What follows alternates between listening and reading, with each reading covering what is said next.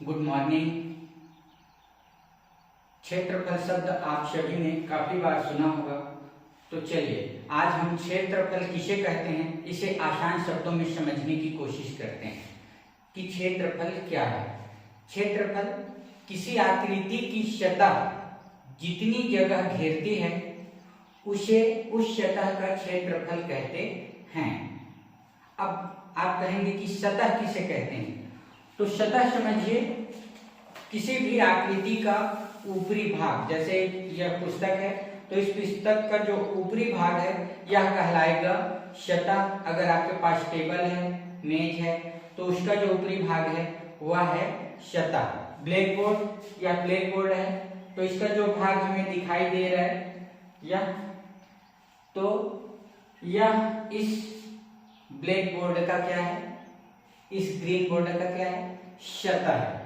तो यह सतह जितनी जगह घेरती है वह इस सतह का क्या होगा, क्षेत्रफल होगा। यह पुस्तक का जो सतह है वह जितना जगह घेरता है वह इस पुस्तक का क्षेत्रफल होगा। आइए हम क्षेत्रफल को एक गतिविधि के द्वारा समझने का प्रयास करते हैं। मेरे पास एक टेबल की सतह है और इस टेबल की सतह ने कितनी जगह घेर रखा है वही इसका क्षेत्रफल होगा। ठीक है, तो हम इसे जानने के लिए कुछ कापियां लेंगे और कापियों से इस सतह को हम ढकने की कोशिश करेंगे। ठीक है, तो चलिए हम ढकना शुरू करते हैं। इस तरह से समान आकार की कापियां लेनी है और हम इस टेबल की सतह को ढक रहे हैं। कितनी कापियों से ढक पाएंगे यह हमें देखना है।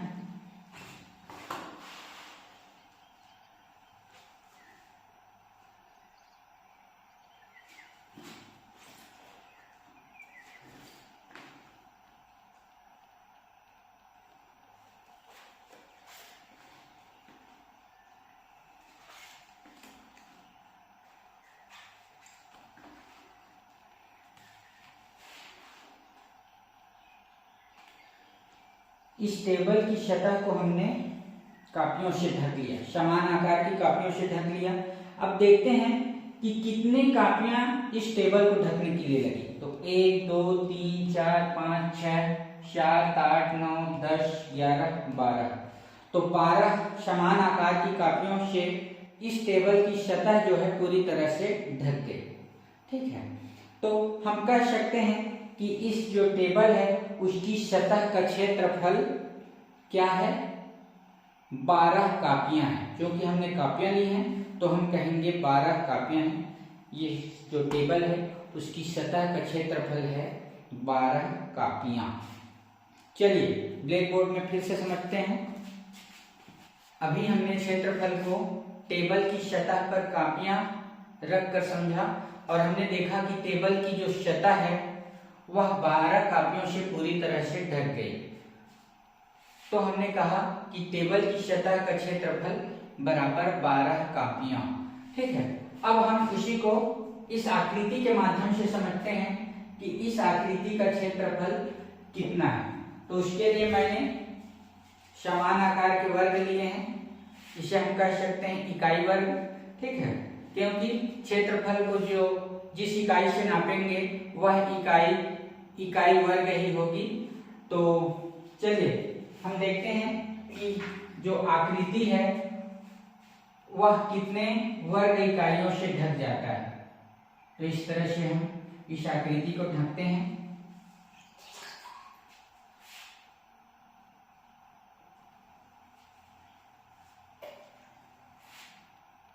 यह हो गया 3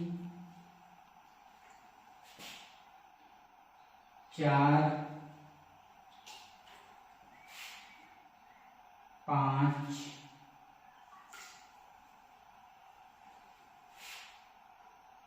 6।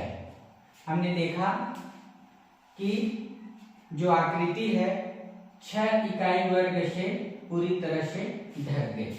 हमने इस आकार का इकाई वर्ग लिया है ठीक है, इकाई वर्ग जिसकी प्रत्येक भुजा की लंबाई है इकाई, और उसे कहते हैं हम इकाई वर्ग। तो हमने क्या देखा कि जो आकृति है वह समान आकार की 6 इकाई वर्ग से पूरी तरह से ढक गई। 1 2 3 4 5 6। तो इसका क्षेत्रफल क्या हो गया? 6 वर्ग इकाई। हम लिख सकते हैं आकृति का क्षेत्रफल बराबर 6 वर्ग इकाई। एक बार पुनः देख लेते हैं कि हम क्षेत्रफल किसे कहते हैं।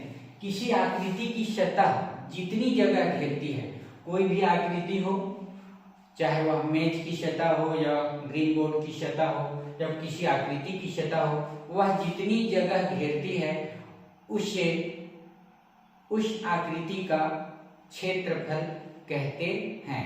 और हम क्षेत्रफल को किससे नापते हैं? क्षेत्रफल नापने की इकाई है वर्ग इकाई। ठीक है, अगर हमारे पास छोटी जगह है, जैसे कि हमारे पास एक पुस्तक है और इसकी सतह का क्षेत्रफल नापना है, तो हम इकाई वर्ग के रूप में सेंटीमीटर लेंगे।